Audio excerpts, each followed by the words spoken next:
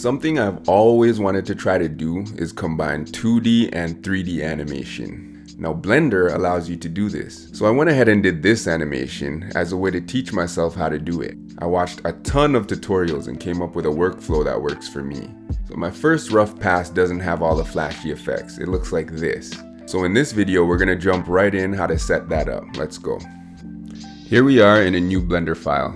If you look at the rough pass, you'll see a cube behind my character. I animated the cube first as a way to plan out the overall shot. But before we get to that, let's start by modeling a simple asteroid. First thing we want to do is go ahead and press Tab, and let's hop over into edit mode. Let's hit this button right here so we can switch over into edge select mode. Let's go ahead and hit A to select all.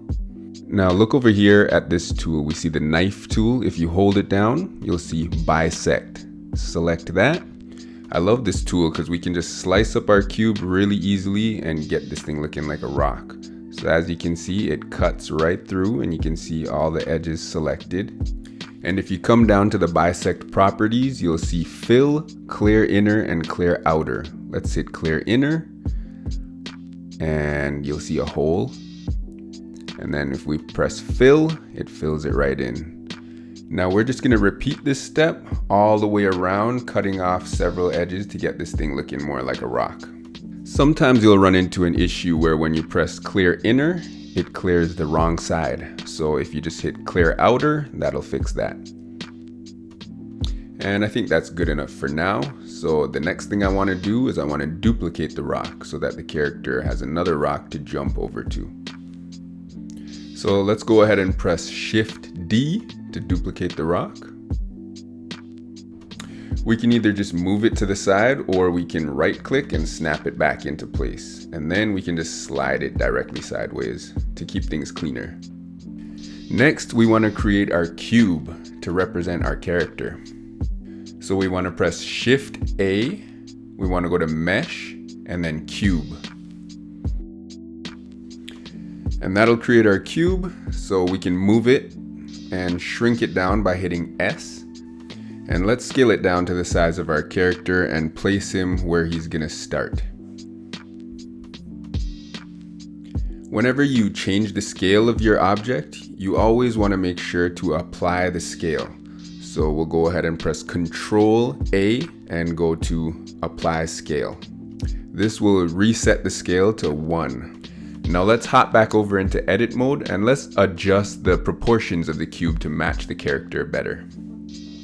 Now we're ready to animate the cube. So the first thing we want to do is press this little button right here. That's the automatic keying button. And what that will do is wherever we move the cube, that it's going to set a key. Now let's slide the cube to the end pose. And as you can see, it automatically set another key. When we scrub the timeline, you can see that it just moves horizontally right now. So we want a bit more of a arching, like a jump motion, right? Because he's jumping from one cube to the other.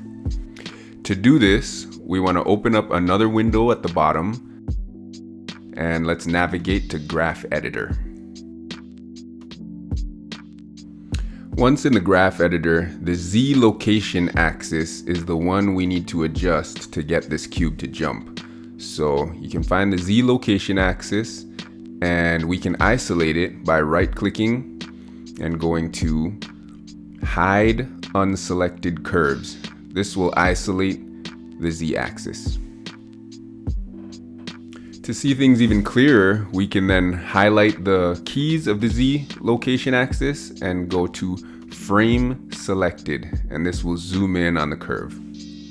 Now to have complete control over these keys, we can select both keys and change the handle type.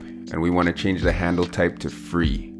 This will allow the handles to break at the center point so that they can move freely on both sides. Let's find the center of the jump where we want the cube to be at its highest point. Then I'm going to go ahead and adjust these handles and try to get a nice smooth arc.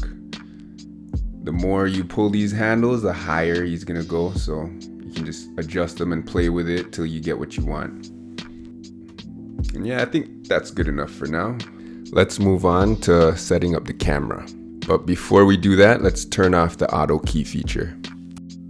Now to create our camera, let's go ahead and press Shift A and go to Camera.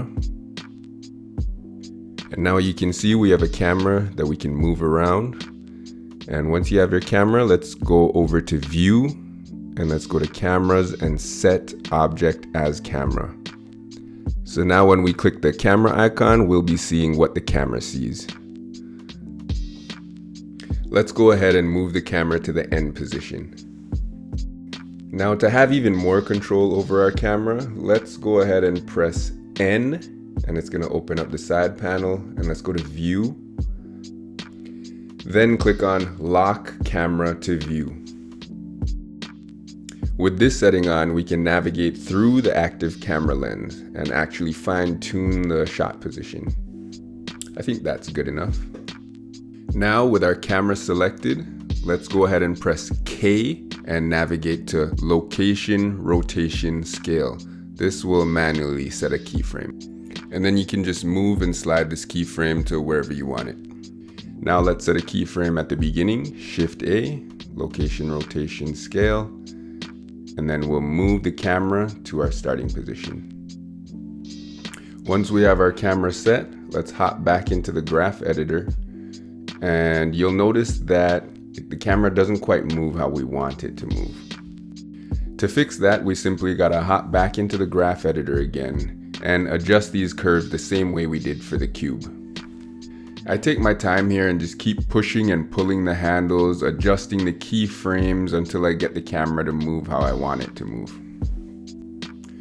Once you're satisfied with your camera move, let's go over to the side panel again. So we press N and the lock to view, we'll turn that off. And if your auto key is on, we'll also turn that off, just to make sure we don't mess up our camera positions. And now on to the fun part where we get to start drawing. So let's make sure we're in object mode. We're gonna go ahead and press Shift A and navigate to grease pencil and then stroke. You'll see that it's created a line. Let's grab that and move it to the center of our cube and size it down a little bit. Now let's hop back into edit mode, and I like to switch this from vector mode to stroke mode. Now let's go ahead and delete that default stroke, and then we'll head into draw mode. Once you're in draw mode, you can change your brush by clicking the brush icons right there on the screen, or you can also change brushes in the tool properties at the side panel. I like to use the simple ink pen brush. And then a quick shortcut to change the size of your brush is pressing F, and then you can just scroll up and down and it'll adjust the size.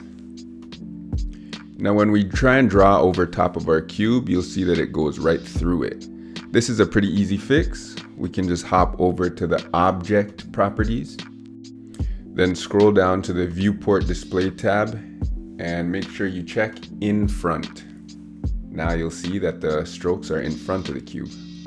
Let's hop back into edit mode and let's delete all these strokes so that we can start sketching our character in. Now I'll hop back over into draw mode, and I'm just gonna do some quick sketching here. I'm not really gonna spend a lot of time on this character trying to make him look good or on model. This is more just to capture the attitude and the gesture of the character. Once you got your character sketched in, the next part is the most important. Let's switch over to object mode and let's select the character and then shift select the cube, and then we'll press Ctrl P and click on object. Now this will parent the character sketch to the cube. Now this is awesome because now wherever your cube goes, the character is gonna go too. Now let's go back into draw mode and we'll start drawing in some more rough poses. Let's go to the beginning of the shot and just shift the key over, and let's add a blank key at the beginning by pressing I and then insert blank keyframe. Now we can go in and start animating our character. So I'm just gonna quickly gesture in some more poses here. I'm gonna speed up the video so that you can see the whole process. And basically I'm just adding more keys, flipping back and forth, adjusting poses, adding more poses until I find that general action that I'm looking for.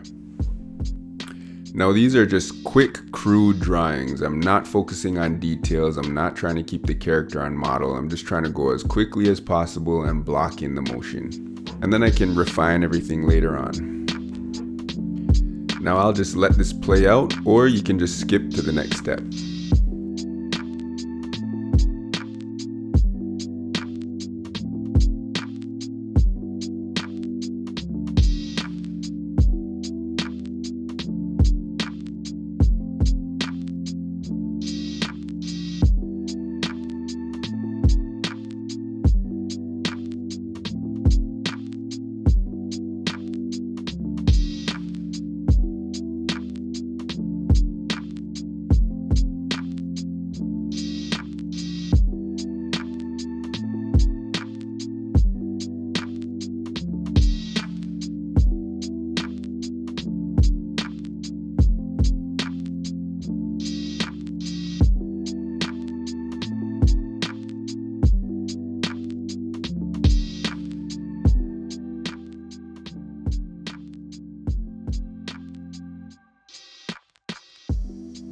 Once we're finished blocking in the action, let's go ahead and jump over to the render view. And you'll see things are a little dark over here, right? So we can brighten things up by heading over to the world properties. And here we can play around with the colors of the background. Now we want to make the cube transparent. So let's go back into object mode and select the cube. And let's go down to the materials tab. And then we'll go over and press new and go down to alpha, and we can bring this all the way down so that the cube is now completely transparent. And then now when we hit play, we've got our first rough pass. And here's a quick look at each stage in the process.